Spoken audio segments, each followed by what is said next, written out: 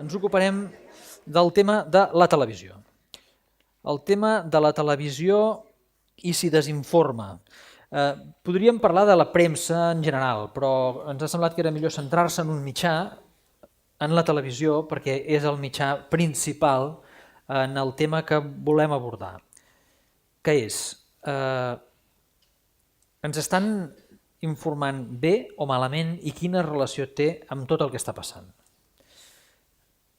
Per parlar-ne tenim a tres persones que en tenen un coneixement directe. A la meva dreta, el David Bassa, és el cap d'informatius de TV3, té 46 anys, ha nascut a Granollers, viu a la Garriga amb dos fills, llicenciat en periodisme a l'Autònoma. El moment clau de la seva vida professional va ser el pas de la premsa comarcal, del 9-9, a Televisió Espanyola a Catalunya. A fora de la feina li agrada estar amb la família i té com a hobby col·leccionar material relacionat amb Star Wars. Al mig, Carme Figueres, membre del Consell de l'Audiovisual de Catalunya del PSC, té 62 anys, nascuda i resident a Molins de Rei, té una filla, va estudiar físiques a l'Autònoma fins a acabar el primer cicle i cita com a clau en el seu devenir professional que va deixar de treballar com a comptable en una empresa privada i va entrar de regidora a l'Ajuntament de Molins, cosa que la va portar després a anar a fer una carrera política llarga que la va fer ser diputada al Congrés, diputada al Parlament i durant 6 mesos consellera de Benestar i Família, un moment breu però intens de la seva vida. Li agrada llegir, viatjar, sobretot amb la seva filla, caminar per la muntanya i el cinema. I a l'extrem de la taula, el Jordi Badia, periodista, ha estat corresponsal de Catalunya Ràdio Brussel·les, guionista de TV3, és professor universitari i ara alcalde de Calaf.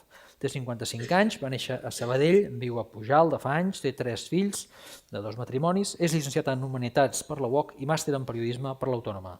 Cita com a moment clau quan va entrar al Barça, on va ser 5 anys cap de comunicació del Barça i cap de gabinet del president Laporta. Li agrada escriure, li agrada llegir i li agrada l'esport, practicar l'esport de llarga distància. I el plantejament seria el següent. Tenim un clima polític molt calent en el que hi ha dues parts que totes dues diuen que els mitjans afins a l'altra part desinformen, manipulen, adoctrinen, hipnotitzen. Les dues parts ensenyen proves d'això que ells consideren que està passant i això crea un clima molt crispat. Es podria parlar de tots els mitjans, però en concret de la televisió la pregunta seria: la televisió que tenim, la televivisió que pot veure ara un català a Catalunya, tots els canals, la televisió que tenim ens està fent mal com a societat? Qui comença? Tu mateix, per haver parlat. Molt bé. Home, la resposta seria sí i no. És a dir, clar, depèn. Hi ha mitjans que certament desinformen i hi ha que no ho fem, no? Jo crec que no es pot generalitzar, però és veritat que en aquests moments el clima és molt complicat i és veritat, i a mi em sap greu com a periodista, em sap molt greu, és una de les sensacions més doloroses aquests últims mesos, la profunda decepció de veure com molts companys, suposats companys de professió i molts altres mitjans han dimitit de la seva funció per passar a ser trinxera. I llavors hem viscut unes campanyes duríssimes en contra, en aquest cas de TV3, campanyes absolutament sense fonament. Tu dius, porten proves, és mentida, no hi estic d'acord. No hi ha cap prova, no hi ha cap informe, no hi ha cap dada objectiva que fonamenti les acusacions que, per exemple, es fan sobre TV3, que és una televisió desviaixada. Hi ha coses que es presenten com a proves. Sí, però són mentides. És a dir, no ens hagués passat mai a nosaltres, per exemple, que haguéssim de portar un altre mitjà als tribunals, i ho hem hagut de fer. Hem hagut de portar el diari del País als tribunals per mentir sobre nosaltres, per difamar i calumniar sobre la nostra feina. Els tribunals ens han donat la raó, tot i que ara estem pendents de l'última resolució, perquè evidentment el diari del País ha recorregut, però estem en aquesta fase, estem en una fase en què hi ha mitjans que difamen i calumnien perquè no han dimitit de fer la seva feina i per tant és veritat que hi ha mitjans que desinformen. Però, per exemple, en el cas de TV3, totes les dades que tenim, totes les dades certifiquen que nosaltres no... O sigui, som la televisió, segons tots els estudis del CAC, una auditora privada que es diu GFK, una empresa holandesa que ens està auditant constantment, som la televisió més plural de totes les que es veuen a Catalunya, som la televisió que té més credibilitat segons els espectadors, no segons els espectadors de TV3, sinó sobre els espectadors catalans que miren totes les televisions. TV3 és la que els mereix més credibilitat amb un 96%.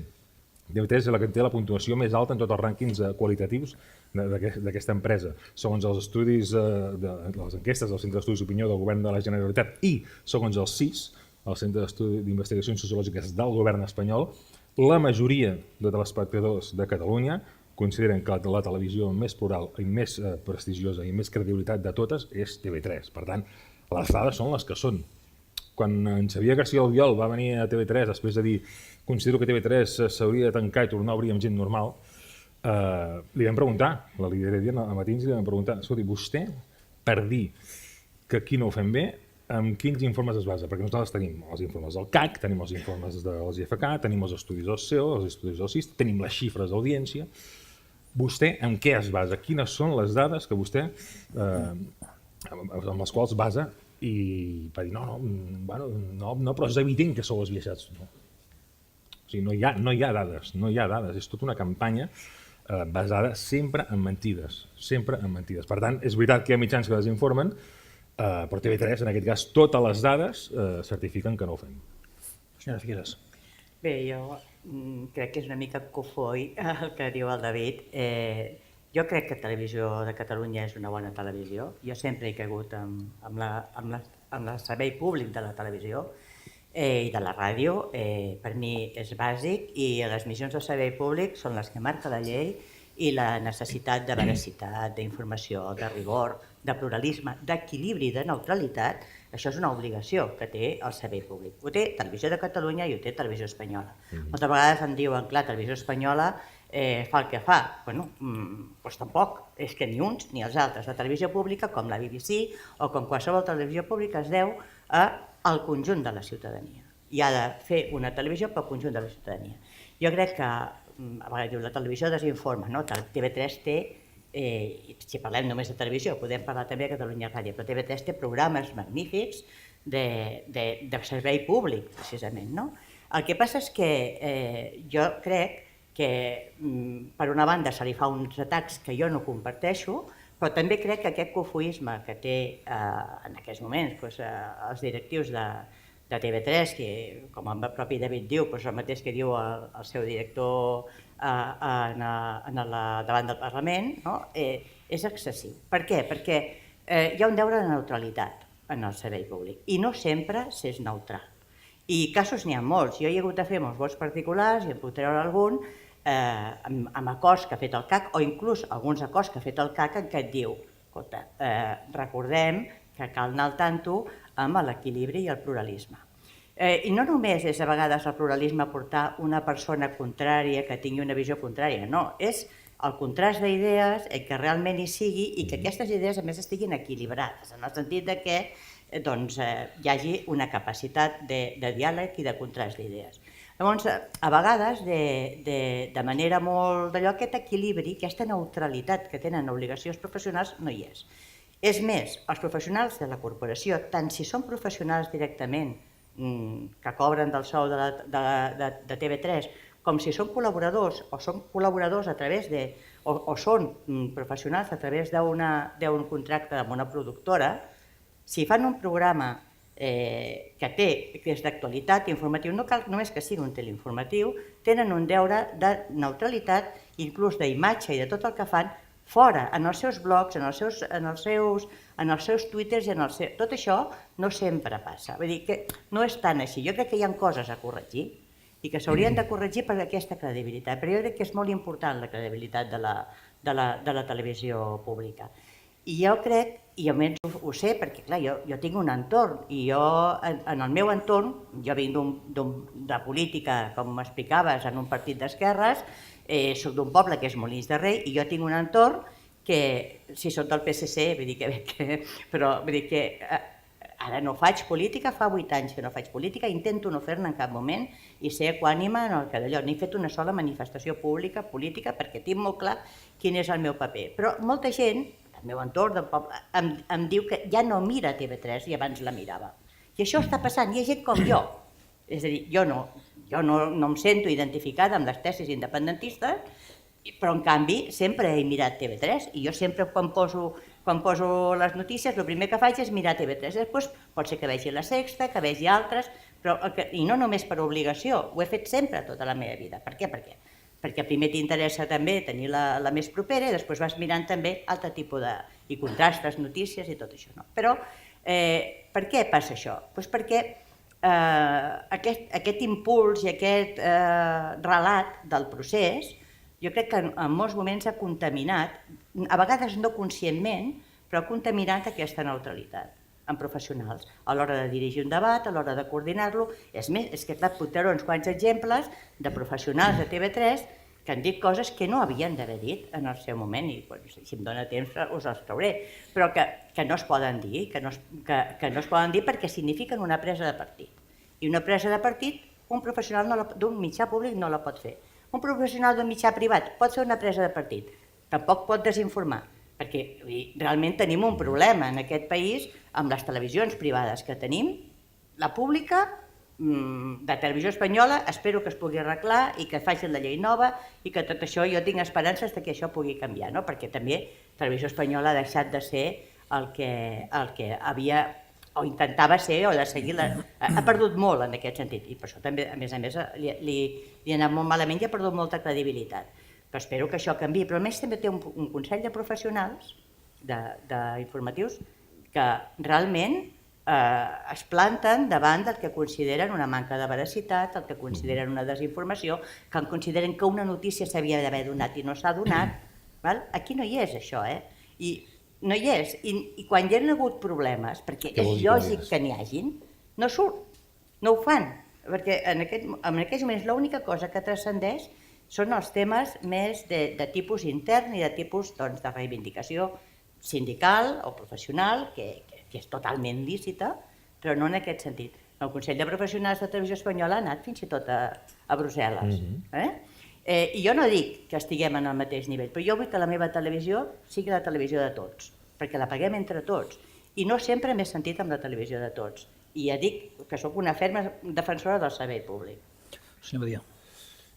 Bueno, com que diuen que el que va fer 3 va rebre, jo m'estalviaré el debat entre TV3 i de cas després ja hi entrarem. A més, el debat semblava molt centrat en el tema del procés, que ja sé que és el que hi ha latent i el que és el motiu de les jornades, però també molt amb el tema polític, i em sembla que el concepte de la tele i el fet de la informació invisible va molt més enllà. Al final la informació no només són els informatius, sinó que són tots els programes. Jo tornaré a la pregunta original de si la tele desinforma o no. Jo crec que no. Jo crec que sempre informa, perquè al final la desinformació, si existeix, sempre és informació a favor d'algú. Per tant, no hi ha desinformació. Hi ha informacions que beneficien a uns o uns altres, però no hi ha desinformació. Llavors també, clar, quan diem tele, la tele és un magma que és impossible d'abastar, perquè no és el mateix TV3 que Televisió Espanyola, ni que Telecinco, o La Sexta, o el Canal 13, no sé què. I dins d'una mateixa tele no és el mateix un informatiu que l'Infocar, que un partit del Barça, que un magazín, que un programa d'esports a última hora. Tot això, fins i tot els dibuixos animats, al final tot això és un complex que tot transmet algun tipus d'informació. Per tant, és complicat. Hem de tenir en compte tot aquest magna de què estem parlant quan diem tele. I a més, amb un context que ha canviat moltíssim, perquè quan jo vaig fer periodisme, a mi em van ensenyar que la comunicació funcionava de la següent manera. Hi havia un emissor que emetia un missatge a través d'un canal i que el rebia un receptor. Avui això és que l'emissor i el receptor està absolutament confós, perquè tots som emissors i receptors, i de canals n'hi ha multitud. Per tant, el que abans era unilateral ara és multilateral, perquè fins i tot un presumpte emissor, com pot ser un programa de ràdio o de tele al matí, està emetent un missatge però està pendent del Twitter dels missatges que li arriben, i això condiciona en directe el missatge que estàs emetent. Per tant, estem en una realitat absolutament canviant. Llavors, i tornant una mica al que deia al començament, al final i també lliga amb una de les conclusions, almenys de les que jo n'he extret, de la taula d'abans. Al final, la informació, com l'educació, ha de ser un esforç individual, ha de ser la persona la que vulgui informar-se, perquè és una mica com la política, allò que deien de la política o la fas o te la fan, doncs la informació igual, o t'informes o t'informen. I per tant, tu has de tenir prou criteri com per anar seleccionant. Una mica, aquesta seria per sortir del debat aquest de TV3, no sé si voleu seguir-hi, però... Jo, si em volia dir una cosa i crec que estic molt d'acord amb el que diu, en el sentit que el que és més important en tot això per saber si és que el ciutadà tingui una mirada crítica. Això és evident, i que pugui discernir quan allò se li diu una cosa amb un sesgo determinat o d'interessadament i que pugui valorar i pugui tenir això. I això també vol dir educació en comunicació audiovisual, educació en les escoles, educació avui en dia és supernecessari, perquè és que o eduquem els nens i a tots plegats a saber identificar quan una notícia és falsa o no, a saber identificar i a tenir aquesta visió crítica i a saber posar cada cosa al seu lloc i veure-ho, o realment amb la quantitat d'informació que ens arriba per tots els mitjans és molt difícil dir si informa o no informa la televisió, no? Amb això estic totalment d'acord. Però llavors, agafant una mica la intel·ligència que li hem de suposar en el telespectador en aquest cas, sí que les audiències no ho diuen tot, perquè segons quins programes, ja sabem quins són els programes que tenen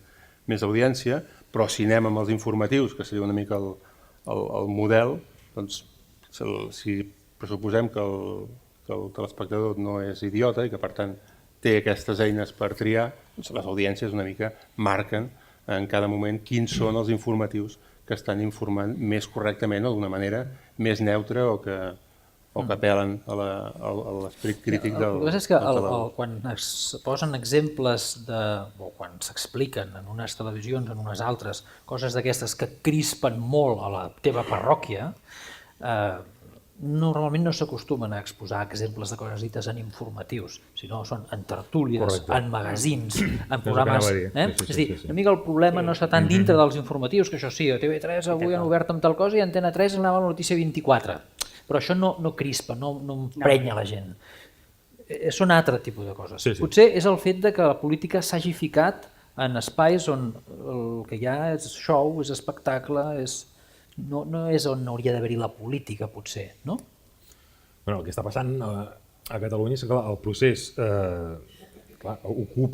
informativament ocupa un percentatge altíssim de l'actualitat. Llavors fa que tots els programes, la gran majoria de programes, acabin parlant d'una manera o d'una altra del procés. I és veritat que mentre que els informatius, com deia, totes les xifres ens avalen i les audiències ens avalen, doncs a la resta de programació és veritat que quan surts informatius, clar, és un registre diferent. Llavors, si vas a un programa d'humor, un programa d'entreteniment, un programa de sàtira, un programa de reporters al carrer, és veritat que com que ja no s'han de cenyir el codi deontològic del periodisme, és veritat que el registre canvia i a vegades hi ha escenes que provoquen més crítica o que generen més controvèrsia. Però una mica amb el que deia el Jordi, avui dia jo crec que s'ha magnificat molt la polèmica, s'ha magnificat molt la controvèrsia al voltant de la televisió de forma intencionada, amb una intencionalitat política clara. És a dir, hi ha tres pilars de l'autogovern català, que són l'escola, la televisió, els mitjans públics i els Mossos. Els tres pilars que són els tres que s'han atacat més frontalment, clarament. L'estratègia és molt diàfana, tampoc no se n'amaguen gens. I aquí s'ha magnificat molt la controvèrsia, de la mateixa manera que abans parlàvem que s'ha magnificat molt i s'ha calumniat, difamat i s'està lesionant l'escola pública amb intencionalitat política, amb els mitjans passa el mateix. I s'ha magnificat quan en realitat dius, escolta, nosaltres som líders i doblem els nostres seguidors, més que doblem els nostres seguidors informativament, i tenim un lideratge que fa 8 anys que no perdem, però és veritat que som líders ara mateix amb un 15% del share. Què vol dir? Que el 85% restant, el 85% de l'audiència de Catalunya no mira TV3. Per tant, escolta, allò que fa TV3 tampoc pot ser tan greu, tan lesiu pel país, perquè el 85% de l'audiència mira altres televisions, però és el que deia Jordi, tot es retroalimenta molt. Les xarxes també és una mena d'olla a pressió que també creen molts estats d'opinió, i al final s'acaba creant una sensació que és absolutament fal·laç, perquè no se sobredimensiona el pes de la realitat televisiva, que en el fons jo estic molt d'acord amb el que deia Jordi. Sí, la gent, a més, tots els estudis també ho diuen, la gent cada cop s'informa, abans el percentatge més alt era per televisió, i ara la televisió està molt a nivell per franges horaris, per franges de perfil social. Hi ha gent que s'informa més per la ràdio, hi ha gent que s'informa directament més per les xarxes. Per tant, és tot molt més líquid, és tot molt més complex del que es vol fer veure. En canvi, hi ha hagut una intencionalitat a l'hora de demonitzar els mitjans, també sobredimensionant el seu pes. Perquè acaba sent també una eina pel debat polític.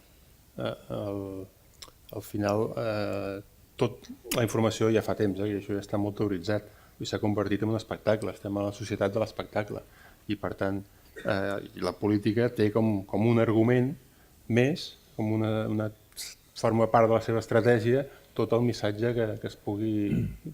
O sigui, el fet de demonitzar TV3 ja és un missatge polític en ell mateix. I per tant, ja els hi pots treure les dades que vulguis, que sí, és igual, perquè forma part del seu argumentari. Jo amb això hi estic d'acord, és a dir, que hi ha un atac en molts casos injustificats en aquest sentit, i estic d'acord, evidentment, i els informes del CAC avalen que totes les funcions de servei públic, nosaltres fem un informe d'emissions de servei públic, i en aquest sentit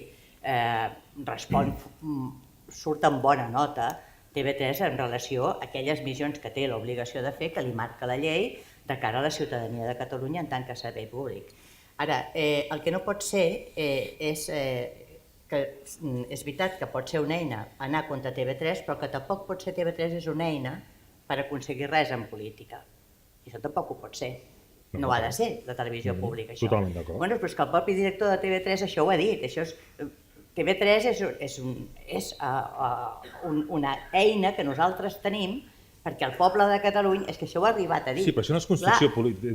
Sí, perdona, no, és construir-la en un únic sentit determinat. I això és totes les televisions públiques nacionals, com a raó de ser, tenen a l'hora construir l'imaginari nacional del país al qual serveixen. L'imaginari nacional sí, però no l'imaginari independentista, perdona. No, clar, perquè això és la meitat de la societat. L'altra meitat no té aquest imaginari. I moltes vegades, ja ho sé, David, però moltes vegades ja s'escapen coses, es diuen coses de passada, es magnifica més una cosa i es d'allò l'altra. Hi ha moltes maneres de fer-ho. Hi ha moltes, i a vegades això passa, i a vegades a un conductor d'una tertúlia se li escapa no sé què. Això no pot ser. Entens? I això passa.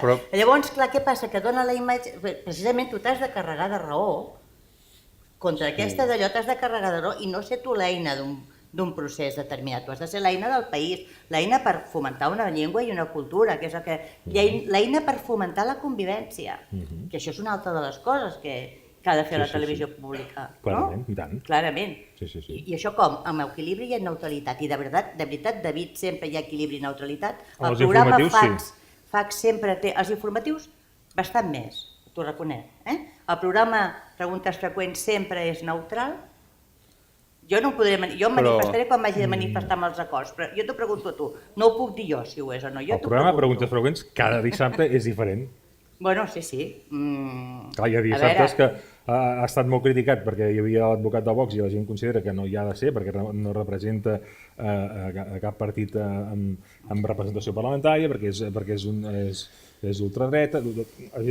sempre hi ha, els programes sempre tenen, i és veritat que per exemple hi ha les tertúlies, que a vegades també hi ha molta polèmica amb això, a les tertúlies sempre es busca que siguin equilibrades i plurals, i és veritat que hi ha dies que no s'aconsegueix, és veritat, hi ha dies que no s'aconsegueix, però la casuística de les tertúlies, i la gent que fa programes això ho sap, és que a vegades falla un tertulià, l'altre no pot, i al final et queda una tertúlia que dius, queda esbiaixada, i tu, com a director de programa, et sap greu perquè si és una tertúlia esbiaixada o una tertúlia en què tots estan d'acord, no té cap gràcia, no? Televisivament parlant, per tant tampoc no t'interessa.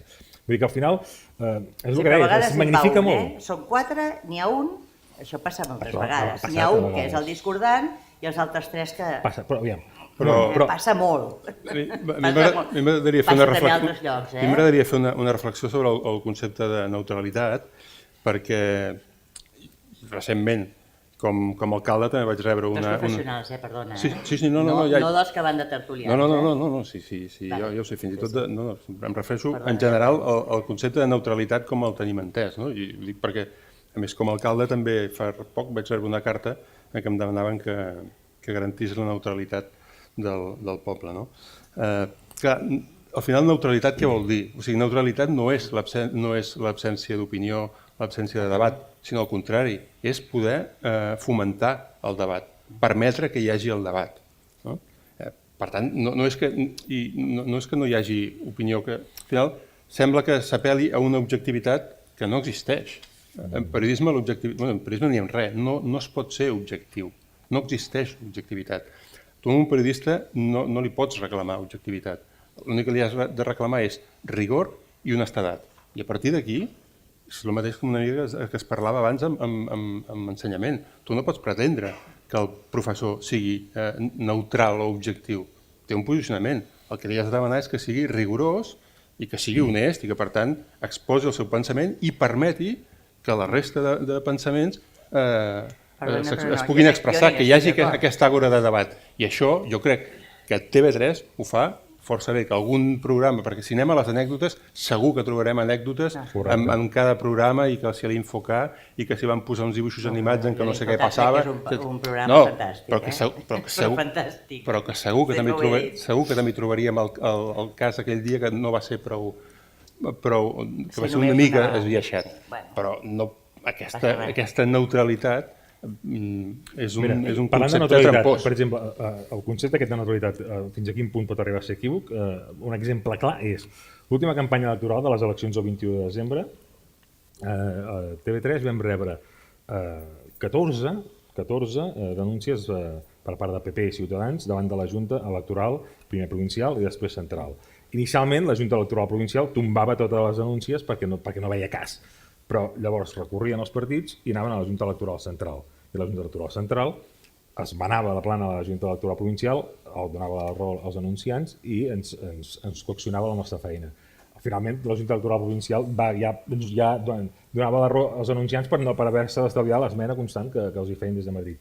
Però mai ens havia passat que en una campanya electoral que dura 15 dies rebessin 14 denúncies i, per exemple, denúncies tan delirants amb això de la neutralitat, com per exemple se'ns va acusar d'haver cobert una de les manifestacions per independentistes que va haver-hi aquells dies, això, en els dies previs a la campanya, i vam dir, sí, hem fet una cobertura, 5 hores en directe, tal, però és que no veiem on és el problema, si hi ha 1 milió de persones al carrer n'hem de parlar, hem fet el mateix dispositiu que hi ha sempre que hi ha una manifestació al carrer i, per exemple, quan 10 dies abans hi havia hagut la manifestació de Societat Civil Catalana, vam fer el mateix desplegament exacte, per tant, entenem que ho estem fent bé.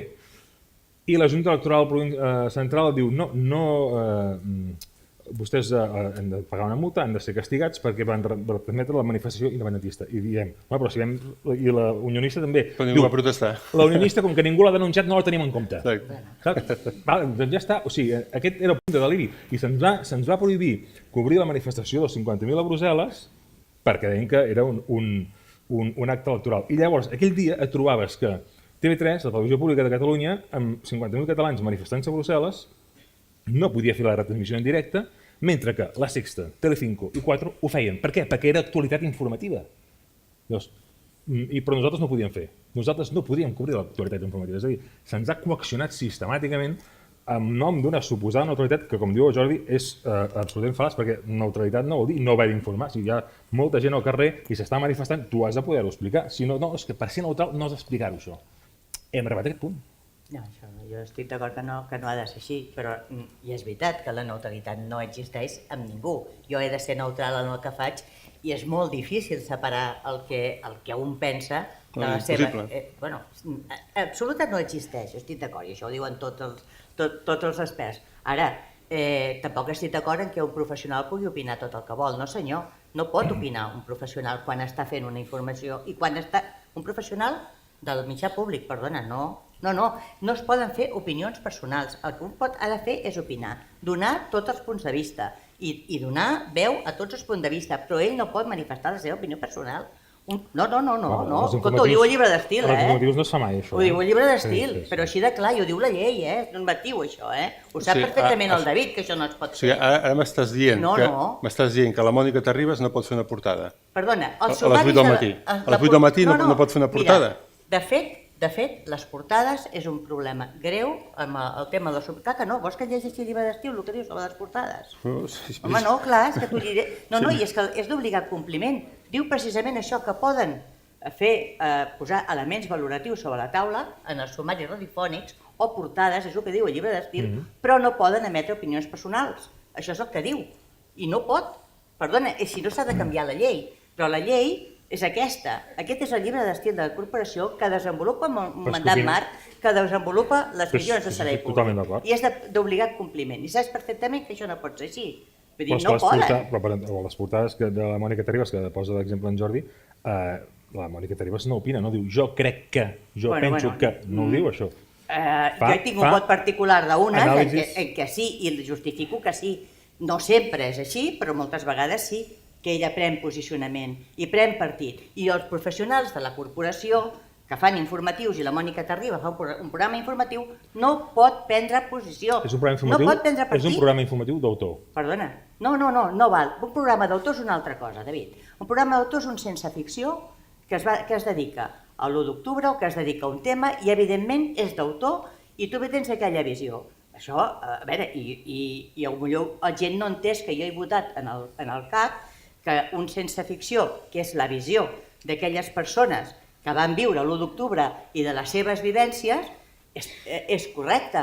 L'únic que, igual que hi ha aquest sense ficció, n'hi han d'haver d'altres que vegin i que donin la informació sobre altres visions, però aquell és un programa d'autor. Però un sumari radiofònic, ho saps tu, una portada no es pot emetre opinió. No vull entrar en el debat concret, però... Ni conduint un debat poden emetre opinió. Però no és un sumari radiofònic, és a dir, el matí de Catalunya Ràdio amb la Mònica Terribas és com el Món RAC1 amb Jordi Basté, són programes en els quals... No, això és una privada, Sí, però és igual, però és el mateix format.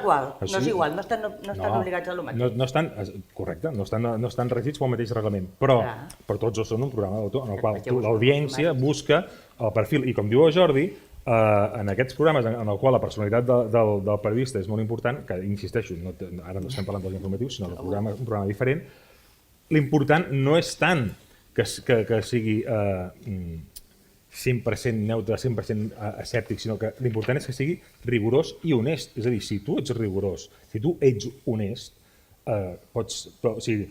hi ha un mantra que jo crec que ha quedat antic, però sortosament, per això que deies tu, de l'evolució dels mitjans i que ara tot està entrelligat, que era allò que l'objectivitat periodística. Això és una fal·làcia. És impossible. No existeix. L'objectivitat periodística no existeix. Però l'equilibri sí. Sí, l'equilibri sí. Però vull dir que l'objectivitat no existeix. Per què? Perquè no som objectes, som subjectes. Tots tenim sentiments, tots tenim ideologia, tots tenim emocions. Per tant, a l'hora de mirar el món, a l'hora d'explicar el món, tots ho fem subjectivament. El que hem de ser és rigorosos, és a dir, ensenyar-nos els fets i honestos. Però no pots pretendre ser objectiu. Objectiu ja no caldria periodista, serien robots. Un objectiu poses un robot i ja està, no té més, no té cap mena de gràcia. I jo crec que hi ha un problema, jo crec que el problema són tants papers, perquè al final... Perdona, clar, és que jo sé que... Bueno, aplaudiu. De tota manera, com que em demanaran, jo sabia que em demanaríeu casos doncs els porto, francament, i porto un sumari aquí per si voleu llegir-lo. Jo soc així, soc quadrada i quadriculada, perquè per alguna cosa he estudiat ciències físiques i m'he dedicat a altres coses a la meva vida.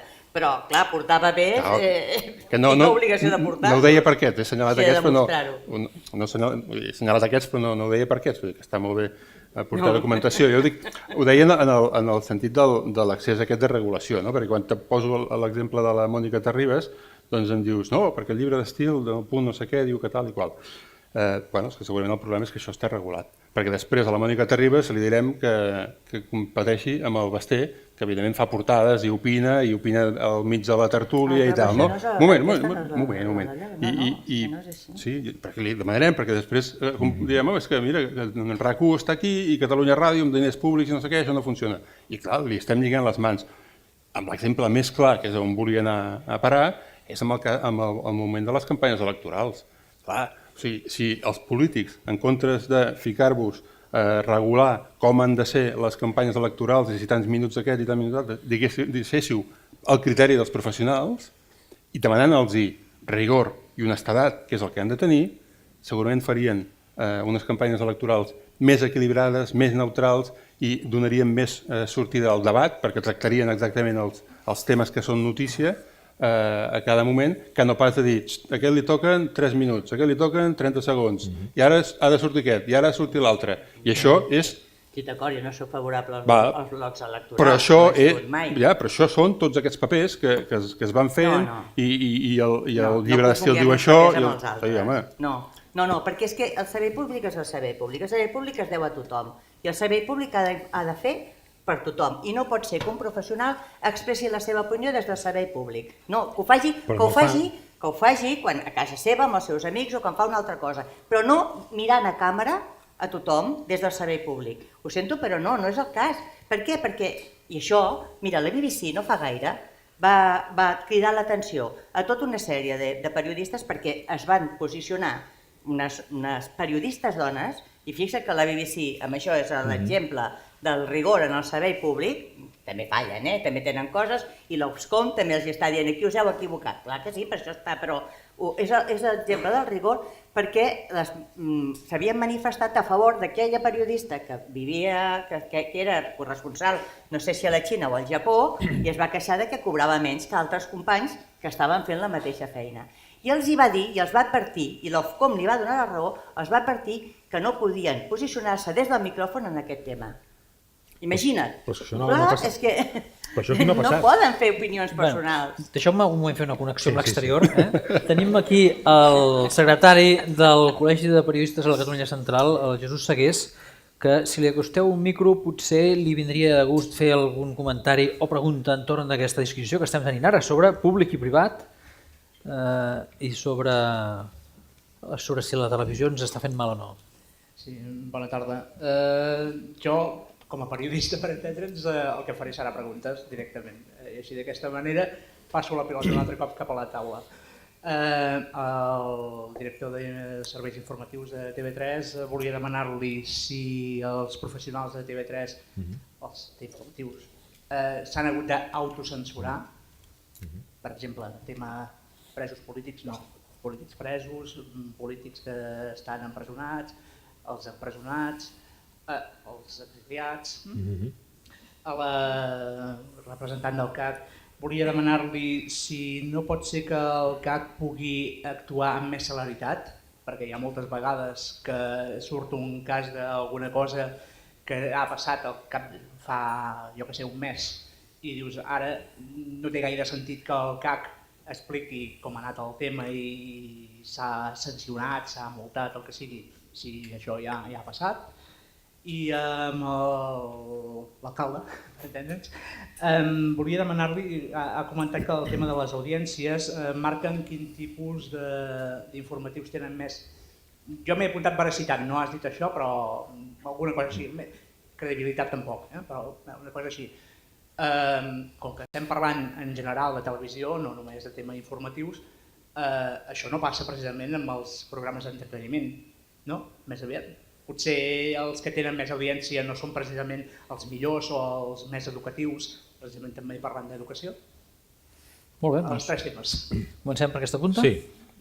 No hi ha en aquests moments... O sigui, com a director d'informatius, un dels meus objectius sempre en els consells de redacció és evitar sempre l'autocensura. I és veritat que el context és més complicat que mai, la pressió és molt forta, la pressió, això que dèiem, aquesta guerra que s'ha creat en contra de TV3, constantment hi hagi titulars en contra nostra, constantment hi hagi mitjans que disparen i disparen i disparen, no? I s'ha creat la tempesta perfecta, fa que tots, com que insisteixo, som subjectes, som persones, tothom té estats d'ànim, dins la redacció això s'ha viscut amb preocupació i amb angoixa. I per tant, la feina meva i la feina de la direcció d'informatius ha sigut sempre intentar bunkeritzar-nos emocionalment i trencar l'autocensura. I no hi ha autocensura, el que és un debat molt intens. Abans parlàvem del Consell Professional dels Informatius de Televisió Espanyola, que ha portat els informatius de Televisió Espanyola a Brussel·les perquè estan farts de la censura, perquè la censura que hi ha allà és una cosa absolutament bèstia. Doncs el Consell Professional nostre, que el tenim, i és bastant més fort que la Televisió Espanyola en aquest sentit, hem tingut debats molt intensos en el Consell de Redacció i amb el Consell Professional sobre això, sobre la terminologia. I en aquest cas concret, i per això, i perquè nosaltres som molt conscients que hem de ser plurals i hem de ser neutrals, hem sigut sempre molt rigorosos, hem anat a buscar les definicions amb els serveis lingüístics, amb la jurisprudència, amb el que fan els altres mitjans, i per exemple l'exili ho fem servir, o sigui, no hi ha una consigna, no es pot fer servir exili, o sigui, no, l'exili hem deixat clar nosaltres dins de la redacció, i llavors hi ha redactors que diuen a l'estranger i hi ha redactors que diuen a l'exili.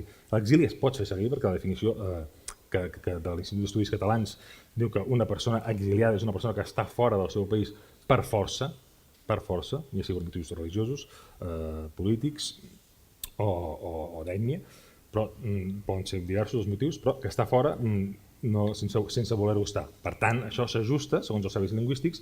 Tots els mitjans, la gran majoria de mitjans internacionals, començant per la BBC, parlen d'exili amb els polítics catalans, també parlen de political prisoners, ells parlen de presos polítics. Aquí nosaltres hem tingut un debat molt intens i hem arribat a la conclusió que aquest era un concepte en el qual no hi ha consens a la societat, no hi ha consens en l'àmbit polític, és a dir, perquè hi ha, així com l'exili és molt, trobem que és definitoriament, semànticament, és molt indiscutible, i escolta, és fora per motius en contra de la seva voluntat, sí o no? Sí. Per tant, semànticament és incontestable. Presos polítics ja és més complicat perquè hi ha una part de la societat que no considera que siguin presos polítics i per tant nosaltres, com que ens adrecem a tothom, diem, doncs, escolta, el que sí que són polítics presos, no? Això és opinable, doncs ho direm d'aquesta manera, però no hi ha hagut autocensura, és a dir, hi ha un debat molt intens constantment per com expliquem les coses, perquè és veritat que el context és més complicat que mai, se'ns ha complicat molt també a l'hora de dir president, per exemple, se'ns va prohibir dir, amb això que dèiem de les anuncis de la Junta Electoral, no podeu dir president Puigdemont perquè ha estat destituït pel 155 i nosaltres dèiem, escolta, però és que president Puigdemont, o sigui, el que no podem dir, i no ho diem, i no ho hem dit mai, és president de la Generalitat Carles Puigdemont, perquè no ho és, perquè ha estat destituït efectivament, però president Puigdemont sí que ho podem dir perquè president Puigdemont és un càrrec honorífic protocolari, de la mateixa manera que diem president Mas, president Pujol, president Montilla, president Maragall, per tant, president Puigdemont, on hi veu el problema? No, ens ho van prohibir. És a dir, hem entrat en una dinàmica de coacció molt important que ens ha afectat a la redacció i que els debats han sigut molt intensos per això, perquè des de fora se'ns ha atacat la manera en com expliquem les coses i ens hi fixem molt i filem molt prim. I insisteixo, el Consell Professional dels Informatius jo crec que és el més potent que hi ha a Catalunya segur i el més potent que hi ha a tot l'Estat. Jo vinc de Televisió Espanyola, sé com treballen allà, sé el que estan patint i puc assegurar que allò que ha passat a Televisió Espanyola és impossible que passi mai a TV3 per la personalitat que tenen els periodistes i la redacció en general de TV3. És una redacció absolutament amb molta força professional. És molt complicat d'intentar influir dins de la redacció. És molt complicat. Senyor Figueres, velocitat. Sí, la celeritat del CAC, jo és que li dono la raó, és un tema que no s'aconsegueix que ens en sortim, moltes vegades contestem molt tard, amb temes complexos també bàsicament. També és veritat que clar, des de fora tu veus l'acord, però els informes tècnics moltes vegades costen de fer. És a dir, si tu has d'analitzar un programa, com pot ser un Preguntes Freqüents, que té una queixa determinada, no és fàcil. Vull dir, des d'un punt de vista dels analistes i de tenir un informe en aquest sentit no pots dir em sembla, has de tenir tots els elements tècnics i després també els elements jurídics en molts casos, no? Perquè has de veure, quan parlem de temes de llibertat d'expressió, si és o no entre llibertat d'expressió, si és opinió o si hi ha dret a l'opinió, sí que a vegades inclús s'ha de preguntar al mitjà, dir-li, escolta, quina relació té amb vosaltres, en qualitat de què. Ara, és veritat, hauríem de ser molt més ràpids i a vegades també la falta de consens, de buscar l'equilibri, de trobar un acord. Si això, el CAC hauria de ser com un tribunal, és a dir, que s'intenti sempre a l'acord. Si s'intenta l'acord, vol dir que s'haurà buscat allò més equilibrat, no? Perquè és difícil, com deies abans, ser neutral i intentar al màxim allò que realment, quan diferents jutges es posen d'acord, acaben traient segurament, i això és el que ha de ser, una decisió equilibrada. A vegades això també ho allarga una mica, és a dir, l'acabar trobant el punt d'equilibri. Però, també ens van afectar, i això t'ho diria el cap de contingut, de l'àrea de continguts, la tècnica, té que fer moltes coses, hem de fer missions de saber públic, hem de fer els informes de pluralisme, hem de fer l'informe del sector, s'ha de fer moltíssimes coses i després hem passat campanyes electorals que ens han retrasat moltes coses perquè la campanya electoral porta un monitoratge i unes feines de moltes hores i a vegades el personal no arriba a poder tenir l'informe a temps per no contestar tard. Senyor Badia, audiències. Sí, sobre les audiències, no les sacralitzo, de fet em sembla que ja una mica ho he dit. De tota manera és un criteri i és un criteri que cap mitjà de comunicació pot ignorar perquè al final després els ingressos per publicitat una bona part es deriven de les audiències que tens, no? Per tant, i sí que és un índex que pot indicar més o menys quina credibilitat o quines preferències pot tenir la gent amb un mitjà o un altre, no? A més, estem en un moment en què tampoc es poden sacralitzar gaire, perquè cada vegada sabem més que, i això és molt evident amb les xarxes socials, que tendim molt a anar a buscar les opinions amb les que estem d'acord, no les que ens porten la contrària. Per tant, les audiències, sí, és un criteri, no es pot ignorar, però no l'hem de sacralitzar. Jo crec que, i menys amb un mitjà públic. I a mi no m'ha agradat, he fet poca televisió i mai volia saber quines audiències tenien el programa, perquè no... Jo crec que el criteri que ha de perseguir una televisió, sobretot pública, és la credibilitat. Aquest és el valor màxim a què ha d'aspirar qualsevol periodista. Jo com a periodista aspiro a que la gent em cregui, que el que jo explico allò és veritat, perquè ho dic jo o ho diu TV3. Última. En una privada, si algú té algun problema, ho porta als tribunals. Perquè els tribunals, clar, són justícia, és lenta, complicada, a vegades cara. També ho pot portar el CAC. Sí, però el CAC... El problema és que aquí les privades que tenim són les televisions locals privades o les del grup Godó. Jo no em refereixo a aquestes, clar. Jo em refereixo a... El problema són les estatals. No s'hauria de trobar un mecanisme pel qual les tertúlies de la Quintana i de la... Greso. Això també es pogués posar, no? Fer passar una mica per l'adreçador de forma que fos efectiva i real. Clar, és que aquí hi ha un problema. És a dir, Espanya no ha tingut un consell regulador, un consell de l'audiovisual, fins fa poc, que ha tingut no exactament un consell de l'audiovisual, sinó una comissió que es diu Comissió Nacional de los Mercados y la Competencia, que té una sala de l'audiovisual. Porta moltes coses. A la vegada porta la competència en energies, les telefòniques i companyies, més tot el tema competencial Aleshores, aquesta han començat a treballar, no tenen molts mitjans, perquè és una cosa... Llavors, això ho portava abans a ministeris, i qui resolia alguna cosa era la SETSI, el Ministeri d'Indústria, i d'una manera molt peregrina, perquè no era un Consell de l'Audiovisual, era de part, també, d'alguna manera. Doncs, de tots els 27 estats europeus, l'únic que no tenia Consell de l'Audiovisual era Espanya. Aquesta és una de les coses que a mi, Catalunya el tenim des de l'any 2000, Andalusia el té també, no sé si és el 2006 o 2007, i som els únics que tenim un Consell de l'Audiovisual creat a imatge del Consell de l'Audiovisual francès, el belga, l'Ofcom d'Anglaterra, dels països